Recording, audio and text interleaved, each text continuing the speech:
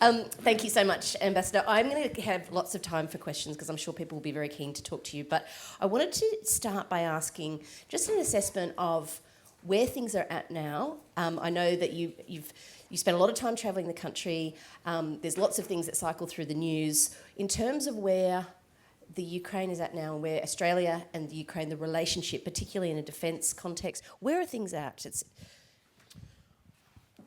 I don't know where to start, but I'm very happy to be here. In June of this year, Ukraine started a major counteroffensive against the Russian troops, which are occupying 20% of the Ukrainian territory. The expectations for counteroffensive have been a bit exaggerated by the media and the way it works.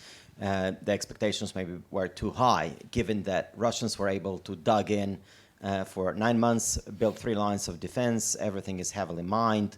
And we have to keep in mind that Ukraine does not have fighter jets and air superiority to be able to break through that quickly.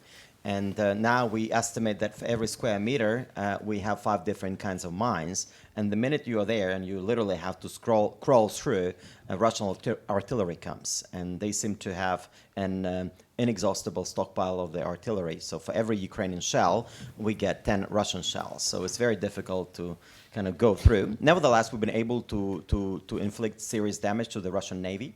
We even hit the submarine and some of the other warships which were harbored in Sevastopol, and of course destroyed the military Navy headquarters of Russia. So there have been some good developments out there. Heavy battlefields are still ongoing in different parts of the front line, and the front line is 1,200 kilometers long, so it's a huge front line. As we compare situation to last year, from the time of the large-scale invasion in February, we've been able to push Russians from 50% of the territory that they occupied. Nevertheless, they have progress this year was much slower, for the reasons I've described, but also for the reasons it's not easy. It's always easier to be on a defensive than to be on an offensive.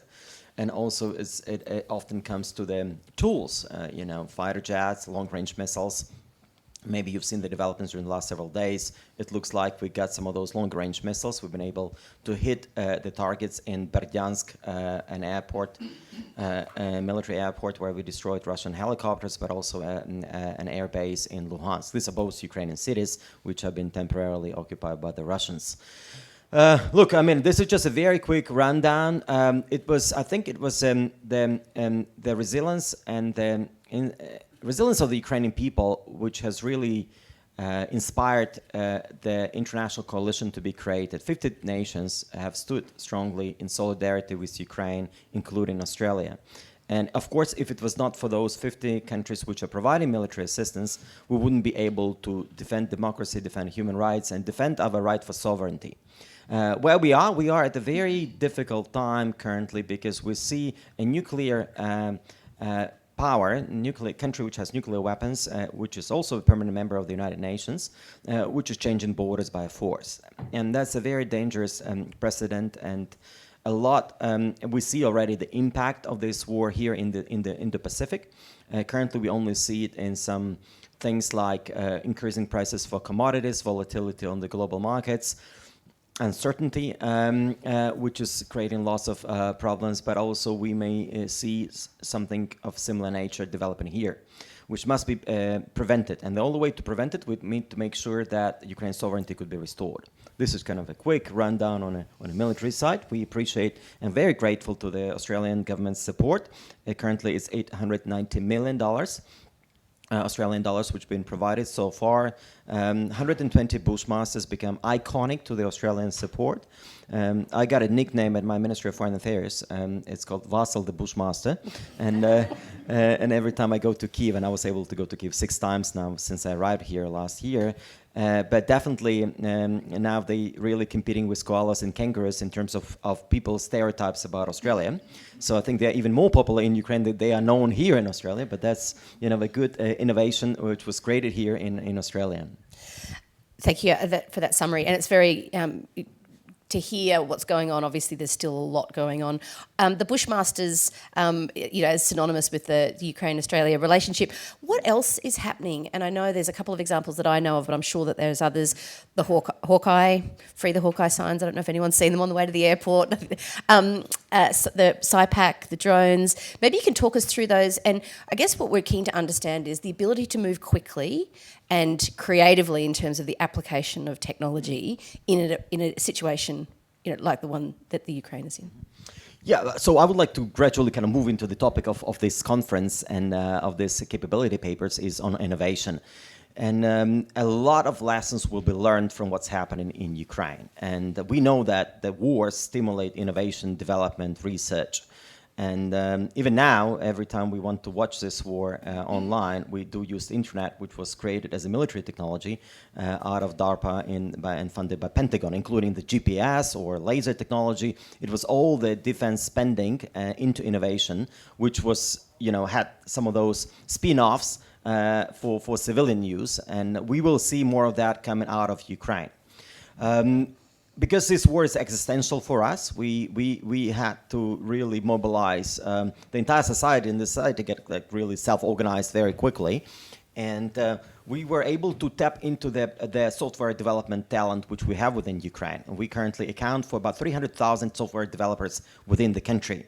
And we've seen this huge surge in innovation, and especially in unmanned aerial systems and UAVs and drones and the way the drones have been applied. So this war and the nature of this war has really changed from the previous instances.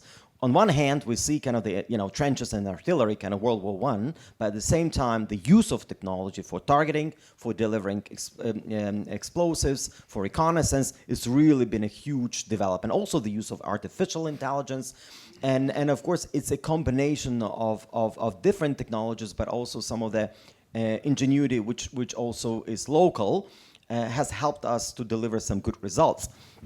I'll just give some of the examples. I mean, for instance, before the war, we had only 10 companies developing drones. Now we count 68 of those different companies creating drones, right?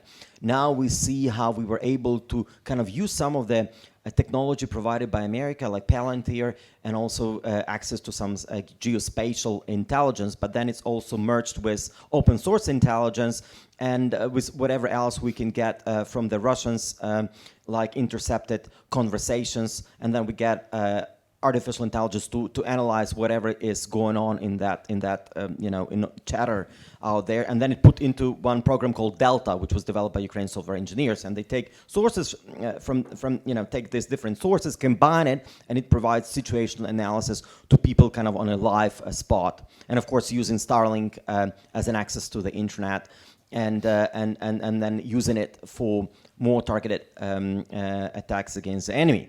And also the ingenuity, a lot of comes with frugality, because you need to, you don't have money, you need to survive, and that was actually how we were able to use civilian drones, and basically drones created for hobbyist filmmakers and farmers, such as, for instance, DJI Mavics, the Chinese drones, but the cheapest drones out there, and how people just then designed a way how you can actually attach a grenade out there and create a 3D printer created fin, which is made out of plastic, which is attached, and there is a simple technology which is then could be then delivered and dropped on a tank. And of course, initially we had advantage in this technology when the war started. But we've seen Russians caught up very quickly, and they've achieved parity in terms of drones. And they've been also using Iranian-made drones like Shaheds in large numbers to destroy our civilian infrastructure. But there's another element of what is happening.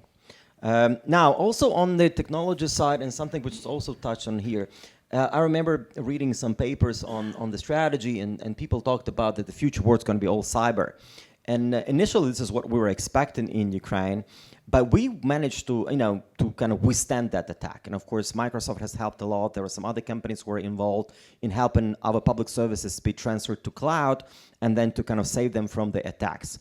A number of government sites were targeted, including the one of the Ministry of Foreign Affairs. So when I arrived here, our Ministry of Foreign Affairs website and all the systems were down. So we've been using Gmails. I still use Gmail quite often because you never know when the next attack is going to come, and will not have access. But in a way, our civilian infrastructure, critical infrastructure, survived due to that legacy, Soviet technology legacy, because a lot of the systems were still kind of analogous, right? So if you attack it, it's very easy to get back. You just reload it and it works again, right? So in a way, we were a bit more resilient just because of the older technology. Nevertheless, we made progress in other respects. And digital ID, which was referenced by the minister, which Estonia is using, we introduced digital ID in 2019. So now I have an application with all my documents there, my passport, my tax ID, my driving license is all there. But that 70% of Ukrainian citizens have that app on the phone. When the war started, we used that app for crowdfunding for drones, for instance, where people were just donating money. But most importantly, we used it for intelligence, where there is now actually a button out there. When you see an enemy, you can just actually share the geolocation of the tank through that basic application, which is then fed into the right people, right? So it was that kind of innovation that we are seeing happening on the daily basis. And I think for your defense forces, and we'll be, of course, sharing that with all those countries who've been supporting us, there will be a lot to learn on how this new technology being applied in this war, and how much you can get prepared and get yourself prepared in the case of some crisis developments in the region here. Thank you. I want to just put it out to questions, and while we're does anyone questions? The notion of asymmetry, and I think we hear about that in the Australian context as well. We're small, we've got a large geography, like how are we smart and being prepared? And I think that was very much a case, at the beginning of the war, the Ukraine was very kind of nimble and agile in its response. And then it sounds as though, Russia has now taken on some of that kind of, and always staying ahead of the game in terms of that asymmetry. What can we learn from that here in the way that we're looking at problems and solving problems, and in partnership with the Ukraine? What's next in how we can keep helping you meet the changing circumstances? I think the key issue, and it's an issue everywhere. I mean, it's public-private partnership, especially business and government. How can we work together and have that bridge? And I think in Ukraine it really worked well because it was kind of we operated like a beehive. In a way, a decentralized system of people who organize, and everybody is busy helping Ukraine survive. But then it was decentralized in that way that everybody was contributing, within the area of what their specialty was. But there was a huge response from business, especially on the tech and IT side, of how they quickly have come to support the Ukrainian military, and all that cooperation has started and still ongoing. And I don't know how you can really learn it, because we were forced by war, right? It was the same with digitalization, right? We had to get COVID to digitalize, significantly, just because of the circumstances. It's the same for us. It was an existential threat and war, Russians coming and killing us, that got us all kind of united and focused on that collaboration and higher integration between business and government, to make sure that we can withstand that attack. Again, probably there could be some interesting ways of how it was practically done, because a lot of this will come down. So what exactly was done, how it was done. I'm not an expert, but definitely there will be people who will be writing papers on this, and there will be something to learn. Also, I think just Russians just really overestimated our ability to resist, and the fierce resistance which was out there. But I think a lot of that now comes down to preparing your society what to do in case of adversity. I come here and I do lots of lectures at different universities, and I ask one question, and the last one I was at Monash University last week, where I asked how many here in the room are ready to fight for Australia. And the average number that I get is 10% within Australia, among young people at different universities. In New Zealand, it's 5%. So you're doing better. But I'm not sure it's still enough, because if you go to countries like Finland, for example, right, when you go to countries like those who are out there, of course, having a neighbor just next door, and the way their self-defense kind of capabilities are developed, and kind of just, I think that's the best deterrence you can build, apart from the military capabilities. But of course, I think in a way, and look, this is just a history of Australia and the way there was no major wars here for a long time. And if you asked me 10 years ago, would Russia ever invade Ukraine, I would tell you that it is impossible. But they did invade us in 2014, and then the response to their invasion was very weak, and this is what emboldened Russia to invade again at a bigger scale, now with a different objective. And I wish you won't have to deal with anything of that, but it's better to be prepared. It's better to invest in those capabilities, to be savvy, to be smart, to be agile, and in a way have that capability. And I think there will be, I really look forward to facilitating that cooperation between defense industry companies in Ukraine and Australia. We've already kind of launched there was a big defense industry forum 2 weeks ago in Ukraine. Several Australian companies attended. I hope to stimulate more of that, because Ukraine eventually can become kind of a powerhouse for this defense industry development, but also production, which could be then shared, and we could all, Australia could benefit from it. We've got a question here. Hi, my name is Roy. I just have a question regarding the. First of all, I would say that there's really good work with the drone space. We heard a lot of stories from coming out of Ukraine how they use drones innovatively, which Australia definitely can learn from as well. But my question is around AI and cybersecurity. So being in the cybersecurity and AI world, I know you guys obviously when it's in the war, you don't really think about the AI security side of things. But I'm just curious to know, when you do deploy those drones, the AI capability, did you think about the security side of the thing? How maybe Russian can hack into your AI and use against you? Is that crossed your mind, and what sort of things you put in place? Look, I don't really have an answer because I'm not an expert on this, but I can just generally, it's a valid question, and because what we've learned, the enemy learns very quickly, right? Whatever the minute we have a new kind of technology, they catch up in 6-8 weeks. Mashing the drones, and then you need to kind of, how can you protect that from that happening? And there is, by the way, one Australian company which has been really good from Western Australia, which is actually having this capability. It's already been deployed in Ukraine, how you can actually rely on a satellite internet, which was very weak in a way, which Russians cannot really fully block, because it's a different technology which is being used. But also kind of on an artificial intelligence example that I've used previously, and that was I became familiar with that more recently, is about, because there's so much data, right? And it's just impossible for human beings to analyze data that quickly, and therefore artificial intelligence is a good solution to that, which can go through that, terabytes of information. And what's important is speed is the most important thing here, right? Because it all changes very quickly.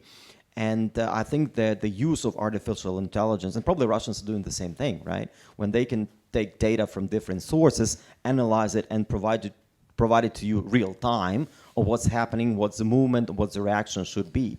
But it was an interesting one. It was, on those intercepted conversations among the Russians, which we have access to and can get access to, but somebody has to interpret that, and that's very, so it's very colloquial, it's very related to certain terms.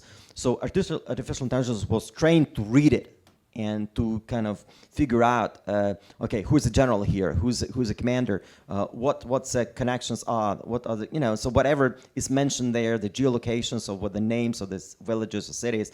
So it's all kind of been then integrated into this other areas. But look, I'm not sure I answered your question because I don't really fully know, but this is, something which I'm sure will be, I'm sure there are people here who know more about this and who could go and study what's happening and what could be the takeaways, what could be the lessons learned. Yeah. Cool. Thank you. Thank you very much. We're going to break. We've got one more question.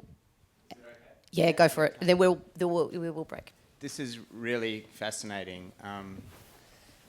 What you're describing is an extreme societal need. That's what's triggered this surge of innovation and so on. I'm wondering, and so much of this is about the people. We talk of capability. You as a nation, and you're trying to bring the free world constantly to support you in this endeavor. What I'm interested in is if you can reflect on how Ukraine was in the period before and how it is now, what is happening from the innovation? You've given us some examples, but just as a theme, of a community theme, you mentioned this 5-10%, which I think staggered the room. What percentage of Ukrainians are involved in this change of innovation, adopting innovation to try to support the effort? And I know innovation is at many, many, many levels. When you've got an existential threat, because we need to reflect on, I think, as a community, trying to adopt innovation, industries and technologies and change our economy, we're not really facing that immediate existential threat, but we do need to change, whereas you've been made to change. Yeah. Well, thank you. It's a very good question. Percentage-wise, I don't really have any number, but if 43 million people, that's the population of Ukraine. We estimate that we have 300,000 software development engineers in Ukraine. By the way, many Australian companies use our software engineers. Just to name several: Atlassian, Canva. Then we have Aristocrat, which actually owns a big gaming company. 1,000 people work there, still work actually.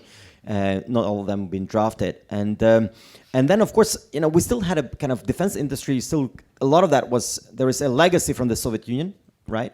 But then there is kind of new technology which now been developed more recently. And I think for every Ukrainian and for every Ukrainian business owner, especially in the tech industry, they took it real personal. I mean, they felt like, apart from their employees getting drafted to fight out there, but it was also like they understand that if Russians stop fighting, it's the end of the war. If we stop fighting, it's the end of Ukraine. And that, I think that one, when you kind of fully grasp it, this is what has been stimulating and driving that. And but then there are also different hubs which have been created. There is a kind of a special. We have this Deputy Prime Minister, Mikhailo Fedorov, who's in charge of digital transformation. And he's been kind of a lead force on many things. One of them was, by the way, the use of fintech and blockchain technology originally when the war started to crowdfund for different needs. So we've used blockchain for crowdfunding, and I think overall they've raised, over $200 million at least in crowdfunding through cryptocurrencies. And the way they'd done it was so quick, and it was rolled out, and anybody could contribute. It was just phenomenal, and that money was directed towards procurement of drones or development of drones within the country. But for instance, he's running this Brave One, which is kind of a military tech hub, to facilitate cooperation. And so that's kind of one area of work, right? And of course, Ministry of Defense has their own teams, integrated with businesses out there. Then different other intelligence agencies are also cooperating. And that's, and cooperation, of course, with Western companies from US, from Germany and other places. It's like whatever is already available combined with what is available in Ukraine, which often comes with kind of new ideas and new products being developed as we speak. And I think there will be a lot of opportunities for venture capital to be invested in the military tech, especially those who would have an appetite. But definitely, these examples from the past when we had, defense spending and the increase in defense spending, a lot of that will end up in research and development as well. And there will be many spin-offs out of that. And we look forward to seeing them out of Ukraine as well. Thank you, Ambassador. We're really keen to have you here today because I think the situation is constantly changing and moving. Australia's support is clearly unwavering, but we need to change the way that we can support you. This is obviously a room of people that have networks, and hopefully that's provided a bit of context for where we might be able to fit in the future. Could you please join me in thanking Ambassador Myroshnychenko? Thank you. Thank you so much. I really appreciate it.